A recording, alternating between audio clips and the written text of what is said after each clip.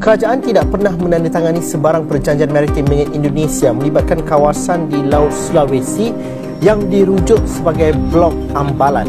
Dan Menteri Datuk Seri Anwar Ibrahim menyifatkan dakwaan yang dibangkitkan oleh pihak tertentu itu sebagai fitnah. Apatah lagi bila pihak sebelah sana Indonesia meraih kemenangan terhadap perjanjian ini. Itu paling penting. Saya tak faham apa ini. Halo bos. Memanas Parlemen Malaysia klaim Ambalat bagian dari wilayahnya. Dan Indonesia langsung bersikap tegas. Yuk kita simak videonya. Satu blok laut seluas 15,235 km persegi yang terletak di Selat Makassar mempunyai titik pelombongan simpanan potensi 764 juta tong minyak dan 1.4 trilion kaki padu gas. Apatah lagi bila pihak sebelah sana Indonesia meraih kemenangan terhadap perjanjian ini. Itu paling penting. Saya tak faham apa yang dimaksudkan pihak sebelah sana meraih kemenangan daripada treaty ini. Saya ingin beritahu bahawa ya, keputusan ataupun tindakan untuk tidak menyaklasifikasikan ini mengundang banyak spekulasi, terutama berkaitan dengan Ambalat Tan Sri Yang di-Pertua. Apatah lagi bila perjanjian ini sudah pun dirancang selama 18 tahun, Tan Sri Pago, 18 tahun, tetapi Malaysia tidak merestui tentang perjanjian atau menandatangani kerana ada isu-isu. Tetapi apabila kerajaan baru Madani ini masuk, ianya ditandatangani sebegitu cepat. Jadi mengundang spekulasi. Dan I don't blame you. Tetapi sebab tu saya katakan kalau di sana perlu rektifikasi, adakah kerajaan juga bercadang membuat rektifikasi di Dewan kita. Ataupun kalau dulu vaksin mempunyai perjanjian yang tidak boleh dihebatkan harga dan sebagainya. Tetapi PAC membuat inisiatif. Mungkin PAC ataupun Jabatan Kuasa Luar, Jabatan Select Committee Foreign Affairs ini boleh membuat proceeding terhadap ini untuk meredakan spekulasi. You don't blame them, Tan Sri. Orang membuat spekulasi dan blame them, especially on Ambalat. Jadi this is very sensitive. Apatah lagi bila pihak sebelah sana Indonesia meraih kemenangan terhadap perjanjian ini. Itu paling penting. So you don't blame people for speculating. Pasal sebelah sana meraih kemenangan. So di sini kita tak tahu benda masih. Okey, masih Menteri. Terima kasih Bapak Belurat. Saya tak faham apa yang dimaksudkan pihak sebelah sana meraih kemenangan daripada treaty ini. Saya ingin beritahu bahawa treaty ini adalah treaty di antara kedua-dua buah negara, Malaysia dengan Indonesia. Betul, kita pernah mendedahkan beberapa dokumen di Parlimen ini melalui Jawatankuasa Khas.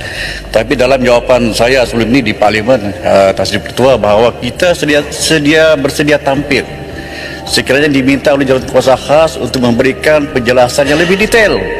Kita sedia tampil dalam Jawatankuasa tersebut. Tapi untuk mendedahkan dalam Dewan Terbuka ini, saya fikir kita belum bersedia, oleh kerana kita kena menghormati sensitiviti negara-negara yang terlibat dalam treaty ini.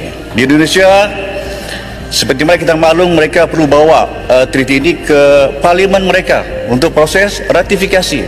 Tetapi di Malaysia, amalan kita adalah hanya memadai kita bentangkan dalam jawatankuasa kabinet untuk meratifikasi, lebih kepada proses eksekutif.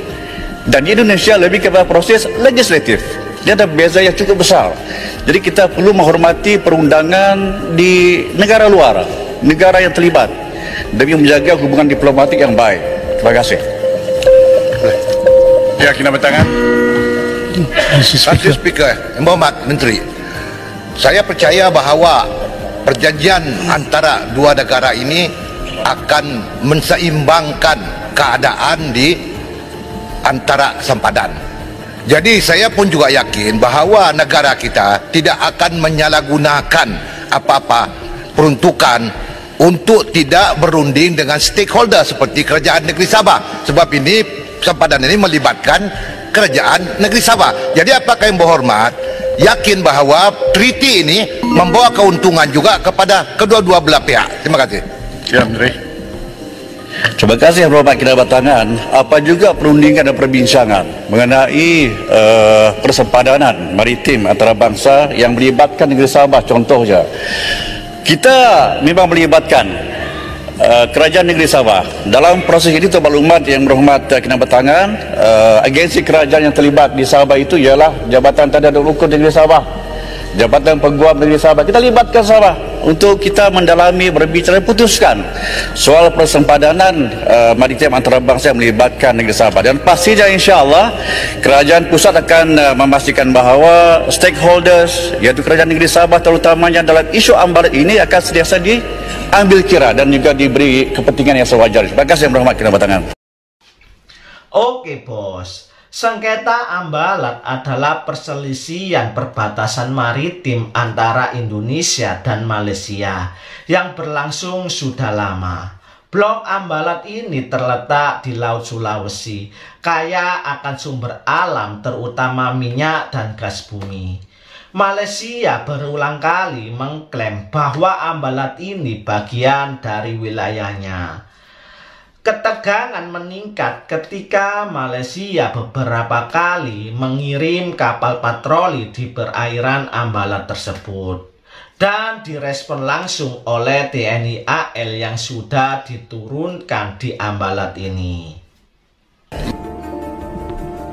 Arahan saya kepada pegawai, cari jalan, bukan gadai. Ikut peraturannya, siapa putuskan? Jawatankuasa Ukur dan Pemetaan, Kementerian Dalam Negeri, Kementerian Pertahanan, Peguam Negara, semua uruskan. Dah selesai, baru saya sign.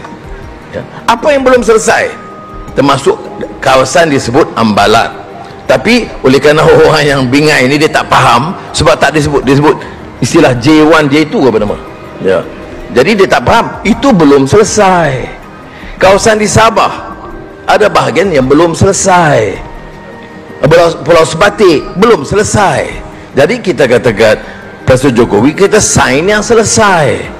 Yang kamu maki hamun kami jual negara ni apa punya treaty yang telah ditandatangani oleh PMX dengan Jokowi tidak melibatkan, ya, hanya melibatkan laut, wilayah, dan tidak membabitkan kawasan yang dinyatakan sebagai ambalat. Betul. Ya, ambang batas laut. Ambalat ni adalah singkatan ambang batas laut. Ramai yang tak tahu, termasuk saya tak tahu ambang batas laut. Ambalat, ya, yang melebihi 200 batu nautika yang dikatakan sebagai zon ekonomi eksklusif.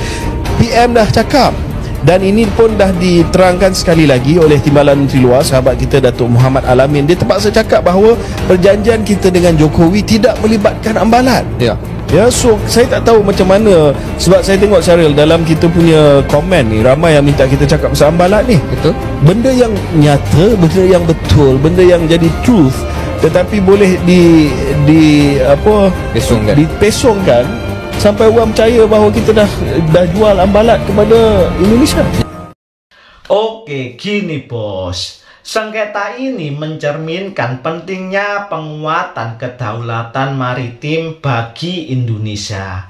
Dengan kombinasi penegakan hukum, diplomasi, dan kekuatan militer, Indonesia berupaya memastikan bahwa ambalat masih berada di wilayah Indonesia yang sah, sesuai dengan hukum internasional.